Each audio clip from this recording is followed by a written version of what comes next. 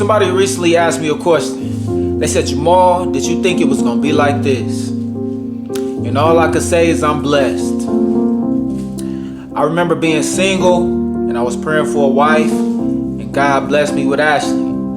Then I remember me and Ashley praying for a child, and God blessed us with our son. So all I could say is I'm blessed. I remember the first time seeing him. I was in the hospital. I actually helped deliver my own baby. You don't believe it? Ask my wife. I was right there throughout the whole thing. I remember hearing him cry for the first time. It was one of the most beautifulest things I ever heard in my life. It was like music to my ears. And I remember when I went and I touched his hands. You know what he did? He TT'd on me. That's how he welcomed me into fatherhood, with a cry, and he TT'd on me. And it was all good. Those first few days when a baby is born, they can barely open their eyes because the womb is dark. And then when they come out to the womb and they see the light, it's like they're squinching.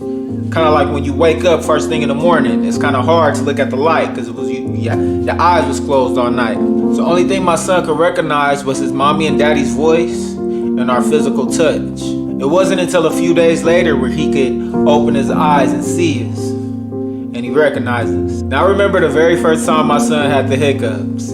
He was about to cry. This was the first time he had the hiccups. He didn't know what was going on with his body, and I saw him. And I went over to him, and I picked him up, and I said, son, everything is gonna be all right. And he looked me in the eyes, and he stopped crying. He didn't cry. He felt comfort, and I realized something. I said, this is something that me and him is gonna have to go through for the rest of our lives. One day my son is gonna fall and he gonna scrape his knee.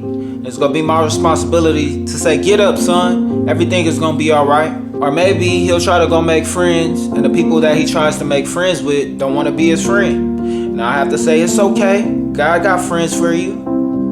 Or maybe he'll fall in love with a girl who breaks his heart, and he come to me crying, and I'm gonna have to say, son, it's all right, God has a woman for you. Or maybe he'll apply to a job and he won't get the job, and I'll say, it's all right, son, God got a job just for you. So fellas, I just want to say, always, always, always do right by your children, because they need you. Whether it worked out with you and a baby mama or not, them kids need you and you need them as well.